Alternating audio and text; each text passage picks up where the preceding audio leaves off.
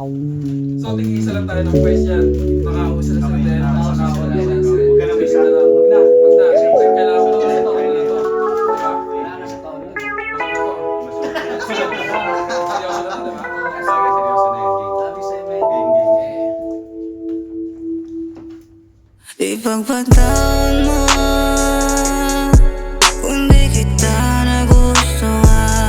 Kasi para sa stress, babe, sana'y maintindihan. Alam ko kailan lang tayo nagkatagpo, pero bakit parang ayaw mo na lumayo? Ipagpatawad mo kung di kita nagustuhan. Di ka masisi kung ba't ako nagustuhan. Di ka karapat-dapat sa oras na ilalaan. Huwag mong isipin na pwedeng ipilit, dahil di ako magkakamali mapunta sa iyo.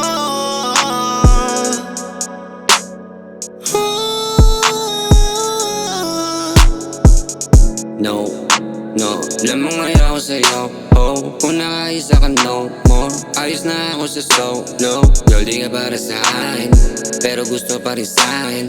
Ayaw ko nang meron sa'tin, di ka marunong mag-sign. Para rin sa kasada, di ka sa akin gagana. Kahit maging baby mama, bagay ka lang dun sa kama. Pero gusto ko dala mo, pera na para sa akin. Kapag meron ka na ulit, dun mo lang ako pwedeng tawagin. Ipagpagdaan mo kung di kita nagustuhan. Kasi para sa stress, babe, sana'y maintindihan. Alam ko kailan lang tayo nagkatagpo, pero bakit parang ayaw mo na lumayo? Ipagpatawad mo kung di kita nagustuhan. Pasensya na kung di ako dapat ang napili mong matagpuan. Masasaktan lang kita kaya mas pinili ko na lang na layuan. Kahit na di na makabuluhan, pinagbuka na lang na laruan. Pilit kong iniiwasan kung pinakailangan para di na magturuan. Para alam mo kung bakit hindi na ikaw ang palagi kong hinahanap. Iba na kasi ang rason sa paghihingi ko sa iyo ng patawad. Kaya huwag mo ipilit ang sarili mo, kasi hindi kita gusto. Huwag na, huwag mo na akong uulitin. Kahit na anong gawin, di kita sasaluhin.